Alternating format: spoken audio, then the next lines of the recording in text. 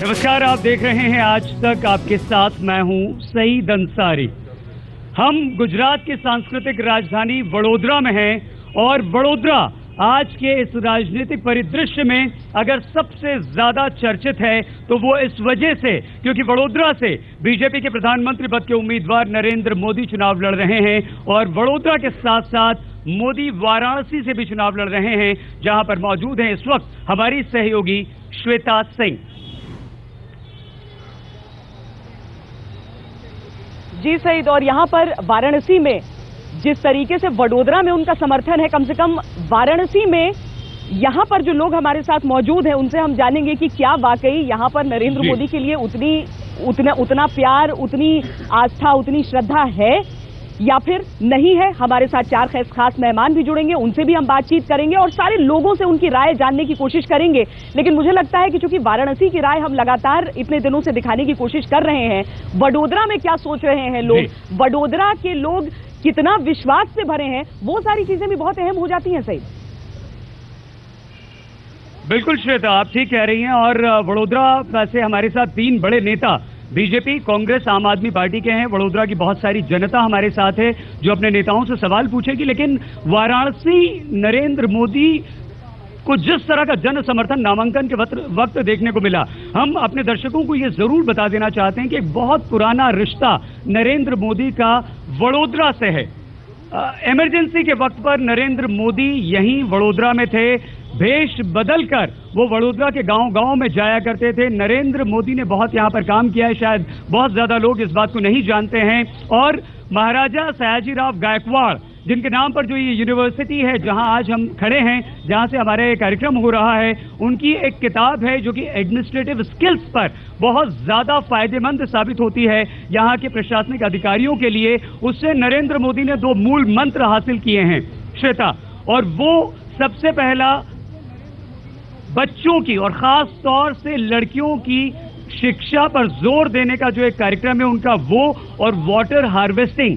हालांकि यहाँ जो जनता है वो तमाम ये सवाल अपने नेताओं से पूछेगी, लेकिन हम परिचय आपका करवा देते हैं। हमारे साथ इस वक्त वरिष्ठ नेता गायकवाड़ साहब हैं। बहुत धन्यवाद गायकवाड़ साहब, कई बार चुनाव लड़ चुके हैं और एक अनोखा रिकॉर्ड है सबसे कम मतों से चुनाव जीतने का भी आपके नाम पर।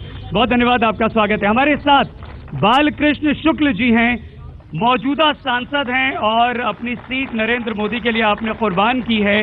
1,36,000 वोटों से पिछला चुनाव इन्होंने जीता था, मेयर रहे हैं। बहुत धन्यवाद शुक्ल जी आपका। सुनील कुलकर्णी जी हमारे साथ हैं। सुनील कुलकर्णी जी आम आदमी पार्टी से चुनाव लड़ रहे हैं, नरेंद्र मोदी को यहाँ पर चुनौती दे रहे हैं, मधुसूदन मिस्त्री जी को चुनौती दे रहे हैं। गायकवाड़ साहब, अगर हम सिर्फ यहाँ का जिक्र करें, इस जगह का जिक्र करें, वडोदरा का जिक्र करें, तो सब कुछ बीजेपी के पास है। यहाँ पर लोकल गवर्नमेंट यहाँ पर बीजेपी के पास है, सांसद आपके हैं वो बीजेपी के पास हैं, आप एक बार जीते हैं, लगातार बीजेपी जीतती रही है, गढ़ है बीजेपी का। क्यों आपको नरेंद्र मोदी को यहाँ से यहाँ की जनता चुने? क्योंकि नरेंद्र मोदी तो हो सकता है कि ये सीट छोड़ दें, फिर भी नहीं, ये सीट में पिछली बार जो कांग्रेस का परफॉर्मेंस रहा उसमें 17% का फर्क था। बाकी ऐसी कोई सी भी सीट नहीं, 36,000 17% का फर्क रहा, वही कह रहा हूं मैं। इसीलिए नरेंद्र मोदी ने ये सीट चुनी है। अगर और कोई सीट नरेंद्र मोदी चुनते तो उनको जीतने का धोखा था, इसलिए उन्होंने बड़ौदा चुना है। और ये मानता हूं। आपको क्यों चुने यहाँ की जनता? आपको कांग्रेस को क्यों चुने, मधुसूदन मिस्त्री को क्यों चुने? इसलिए चुने। मैं ये समझता हूं कि नरेंद्र मोदी जी, मैं आज बड़ौदा की जनता की ओर से उनको पूछना चाहता हूं, ऐसा एक काम बता दे जो गुजरात मॉड्यूल की बात करते हैं, मीडिया उनको सर आंखों पर लेके घूमती है। एक काम गुजरात का ऐसा बता दे जो नरेंद्र मोदी ने जो किया है, जो किसी अन्य राज्य में किया नहीं है। क्योंकि आज अगर देखने जाए तो एजुकेशन में केरला नंबर 1 है, आईटी में देखने जाओ तो कर्नाटका नंबर 1 है, गुजरात नंबर 7 है, एग्रीकल्चर में महाराष्ट्र नंबर 1 है, गुजरात नंबर 6 पे है। आज अगर हर तरह की अगर तुलना करनी जाए तो गुजरात कहीं भी नंबर 1 पे है नहीं। और ऐसी कौन सी बात है कि जिसके वजह से नरेंद्र मोदी आज आए हैं? पिछले चुनाव में उन्होंने प्रॉमिस किया था कि मैं विश्वामित्री रिवर फ्रंट बनाऊंगा, मैं गुजरात को पूरी गैस सिटी बनाऊंगा, घर घर में गैस दूंगा। उन्होंने ये कहा था कि हर साल में 2 लाख गरीबों के घर बनाऊंगा, लेकिन आज तक उन्होंने हर साल सिर्फ 10,000 मकान बनाए। वो भी जो मकान बनाए वो केंद्र शासित एड से बनाए हैं। आज गुजरात को कांग्रेस ने, यूपीए 2 ने और यूपीए 1 ने मिलके 10 साल में 95,000 करोड़ दिए, जबकि एनडीए के राज में गुजरात को सिर्फ 27,000 करोड़ मिले थे। तो मैं ये मानता हूं गुजरात की जो डेवलपमेंट हुई है ये यूपीए 1 और 2 के बदौलत हुई है। अगर नरेंद्र मोदी ने कुछ किया है तो एक काम हम इस देश की जनता को बताएं कि वो उन्होंने ऐसा अनोखा काम किया है कि गुजरात मॉडल देश में हर राज्य में सर्वोपरि हो सकता है। सर, अगर आपकी बात में जरा सी भी सच्चाई है तो क्रेडिट तो नरेंद्र मोदी ले गए हैं। 1,36,000 वोट से शुक्ल जी को यहाँ पर जिताया है। शुक्ल जी, नरेंद्र मोदी के बारे में ये कहा जा रहा है कि इस बार एक हम बड़ोदरा की जनता से भी ये बात शेयर करना चाहेंगे कि ये कहा यह जा रहा है कि इस बार रिकॉर्ड बनाने का लक्ष्य है बीजेपी का। शुक्ल जी से हम पूछेंगे, विश्व रिकॉर्ड बनाने का लक्ष्य नरेंद्र मोदी का है यहाँ पर। जो आपने एक रिकॉर्ड बनाया शुक्ल जी, बालकृष्ण जी, वो रिकॉर्ड रामविलास पासवान के रिकॉर्ड को तोड़ा जाएगा। अगर गायकवाड़ साहब की बात सच है तो आपको, बीजेपी को, नरेंद्र मोदी को बड़ोदरा की जनता क्यों चुने? देखिए, गायकवाड़ साहब ने जो बात बताई, उन्होंने ये बताया कि गुजरात का विकास कहाँ हुआ है, तो मैं गायकवाड़ साहब को ये बताना चाहता हूँ कि भारत सरकार ने जो 250 जितने परफॉर्मेंस के जो अवार्ड दिए हैं वो गुजरात सरकार को दिए हैं।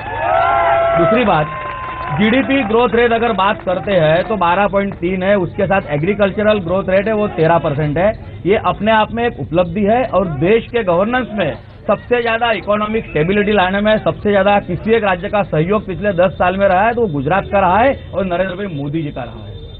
तो नरेंद्र भाई मोदी की यहाँ पर बात कर रहे हैं वो बालकृष्ण जी जो खुद भारी मतों से पिछला चुनाव जीते थे, मौजूदा सांसद हैं, लेकिन अपनी सीट उन्होंने छोड़ दी है। आप लड़ना नहीं चाहते थे सर? हाँ या नहीं में जवाब दीजिएगा, और दिल से जवाब दीजिएगा प्लीज। देखिए, मेरे पार्टी हाँ या नहीं सर? हाँ या नहीं प्लीज। नहीं, आप लड़ना चाहते थे? नहीं, मैं चाहता था नरेंद्र मोदी जी यहाँ से चुनाव लड़ें। आपको विश्वास है शुक्ल जी?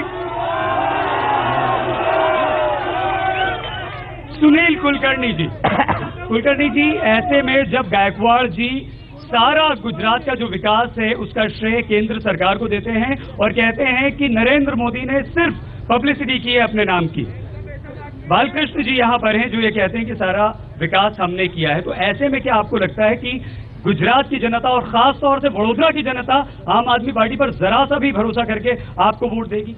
जरूर देंगे। पहले तो मैं डेवलपमेंट की बात कर रहा हूँ। गुजरात मॉडल जो नरेंद्र मोदी जी ने जो बताया कि गुजरात में हमने बहुत डेवलपमेंट की है, एज कम्पेयर टू मैं आपको बताता हूँ कि बिहार सबसे बैकवर्ड स्टेट रहा है। इधर एजुकेशन, पहले मैं एजुकेशन का बताता हूँ। एजुकेशन में इन्होंने प्राइमरी और सेकेंडरी का जो संख्या है, इनकी प्राइमरी की जो संख्या है स्टेट की वो 115 है और सेकेंडरी की जो संख्या है वो 85 हो। एज कम्पेयर टू बिहार वो 200 के ऊपर है और सेकेंडरी 150 के ऊपर है। एग्रीकल्चर में जाओ तो गुजरात आज अपने रैंक में 6 to 7 नंबर पर लगता है, तो बिहार का नंबर उसके ऊपर लगता है। इंफ्रास्ट्रक्चर में जाओ तो अपना जो गुजरात जो है, गुजरात ने जब वाइब्रेंट गुजरात के नाम पे लाखों करोड़ के जब एमओई कहते हैं, सुनो जरा, वाइब्रेंट गुजरात के जब एमओई कहते हैं तब इंफ्रास्ट्रक्चर डेवलप करने के हिसाब से लाखों करोड़ के एमओई के, लेकिन इम्प्लीमेंटेशन हुआ नहीं। एज कम्पेयर टू बिहार में इंफ्रास्ट्रक्चर हुआ है, हर एक डिस्ट्रिक्ट में बिहार में एम्स के और इंडिया के हॉस्पिटल हो रहे हैं। क्या ऐसी वजह है कि ये सब होते हुए भी, गायकवाड़ साहब आपसे भी हम कहना चाहेंगे, ऐसा होते हुए भी हैट्रिक नरेंद्र मोदी लगा देते हैं? यहाँ की जनता बीजेपी को चुन लेती है। बताता शुक्ल जी जो हैं वो रिकॉर्ड मतों से चुनाव जीत जाते हैं। बहुत अच्छा सवाल क्या, मैं बताता हूँ। यहाँ से नरेंद्र मोदी जी के ऊपर लोगों ने विश्वास किया था और कांग्रेस के ऊपर तीन बार विश्वास, वही बता रहा हूँ, कांग्रेस के ऊपर भी विश्वास किया था। 2012 तक इधर गुजरात की जनता को ऑप्शन नहीं है, पर्याय नहीं था। आज आम आदमी पर्याय के रूप में और काफी जनता उनकी समस्या का समाधान करने के लिए आम आदमी को ही वोट करेंगे और उनको कुलकर्णी साहब यहाँ पर साफ तौर पर ये कह रहे हैं कि ऑप्शन नहीं था, विकल्प नहीं था, तो विकल्प यहाँ पर है।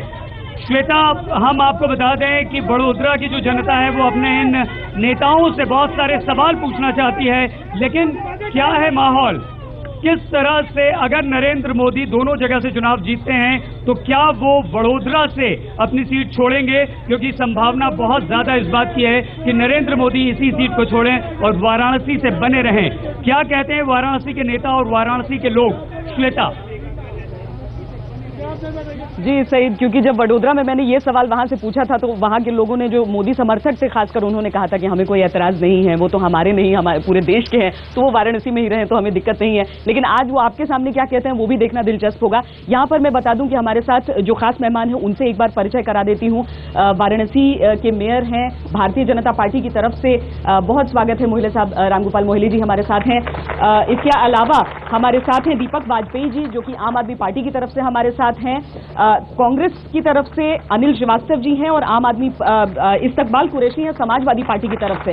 बहुत स्वागत आप सबका, तमाम जनता हमारे साथ। जिंदाबाद बाद में कर लेंगे, यही होता है कि जिंदाबाद पहले हो जाता है। लेकिन ये बताइए, वहां पे भी मैं आंकड़े सुन रही थी और कुछ आंकड़ों का ऐसा भी जिक्र करूंगी जो गांधी परिवार की रैलियों में आजकल सामने आ रहा है।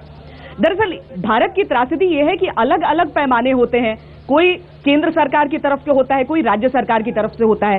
ये चुनावों के दौरान कौन सा राज्य नंबर 1 नंबर 2 ये ज्यादा इंपॉर्टेंट होता है, या फिर ये ज्यादा अहम होता है कि किस जगह की जनता विकास हो या न हो उसके बावजूद एक उम्मीदवार के साथ विश्वास दिखाई रहती है, एक पार्टी के साथ विश्वास दिखाई रहती है। वाराणसी में मैं इस बात में बीजेपी का जिक्र कर रही हूँ। देखिए, जहां तक राज्यों की बात है, जो राज्य सरकार है वो ज्यादा जिम्मेदार होती है विकास के लिए। हमारे यहाँ दिल्ली से पैसा आता है, जिसकी सरकार रहती है उसको इम्प्लीमेंट करना पड़ता है, हमारी ये। लेकिन बनारस के बारे में हम आपसे कहना चाहेंगे, यहाँ पे पिछले 24 साल से शहर में भाजपा का सभासद ज्यादा, भाजपा के मेयर साहब हैं, यही नहीं है, लगातार आते हैं, सांसद भाजपा के जीतते हैं। और यहाँ पर जब चुनाव आता है तो विकास के मुद्दे को खत्म करके सांप्रदायिक ध्रुवीकरण के आधार पे हमेशा ये लोग चुनाव जीत जाते हैं। अब फिर इस शहर की जितनी दुर्दशा है तो आप भी घूम के देख रही हैं, संयोग से क्या 24 साल सांप्रदायिक ध्रुवीकरण करके कोई एक पार्टी पूरी जनता को इस तरीके से बरगला सकती? पहली चीज तो मैं आज तक के मीडिया के लोगों से ये पूछना चाहता हूं कि हिंदुस्तान के अंदर आपने एक बहुत बड़ा जो झूठ का सपना आपने काशी से दिया है, मैं मीडिया के लोगों से पूछना चाहता हूं, हिंदुस्तान की इलेक्ट्रॉनिक मीडिया और प्रिंट मीडिया से, कि कितनी दौलत नरेंद्र मोदी ने आपको दिया है कि झूठ का पुलिंदा पूरे देश के अंदर। मैं अपने बातों पे आऊंगा, लेकिन आपने जो झूठ का पुलिंदा पूरे हिंदुस्तान के अंदर दिया है, एक ऐसे कातिल को जो गुजरात से कातिल निकलकर हिंदुस्तान की काशी की सरजमीन पर आता है और आज काशी के अंदर पिछले कल के दिनों में उसने पर्चा दाखिला करके यहां से नरेंद्र मोदी साहब काशी से चले जाते हैं। 30 से 40 हजार से भी ज्यादा मजमा नहीं था। मीडिया के लोग हम आपसे सवाल करते हैं कि आपको कितनी दौलत नरेंद्र मोदी ने दिया था हिंदुस्तान के अंदर अफवाह फैलाने वालों के लिए। जितना झूठ हिंदुस्तान के अंदर नरेंद्र मोदी जी बोल रहे हैं, उतना ही झूठ मीडिया के लोग आपके प्रशासन ने ये आंकड़े दिए हैं। आप आरोप न लगाएं, ये प्रशासन ने आंकड़े दिए हैं। बताइए, 50,000 लोग थे, ये प्रशासन ने ये आंकड़े दिए हैं, मीडिया ने ये आंकड़े नहीं दिए। मीडिया कोई आंकड़ा खुद से नहीं देती है और सारे चैनल से वो एकजुट नहीं है। बताइए, भारतीय जनता पार्टी आप बताइए, 200 रुपए दे के कार्यकर्ता। मोहिले साहब आप बताइए। जहाँ तक पहले इनको बोलने दीजिए, क्योंकि और तो मिलना नहीं है। अब यहाँ बोल के संतुष्ट होने, दूसरे को सुन लीजिए। आजमगढ़ के लोग थे, गाजीपुर के लोग थे। चलिए हम यहाँ पर एक ब्रेक के लिए रुक रहे हैं। हम सईद अंसारी आपके पास भी आएंगे और हम वाराणसी में भी बातचीत करेंगे, क्योंकि यहाँ पर अभी तक पार्टियां एक दूसरे पर निजी आरोप लगाती थी, यहाँ मीडिया पर आरोप लगा रहे हैं। देखते हैं क्या होता है।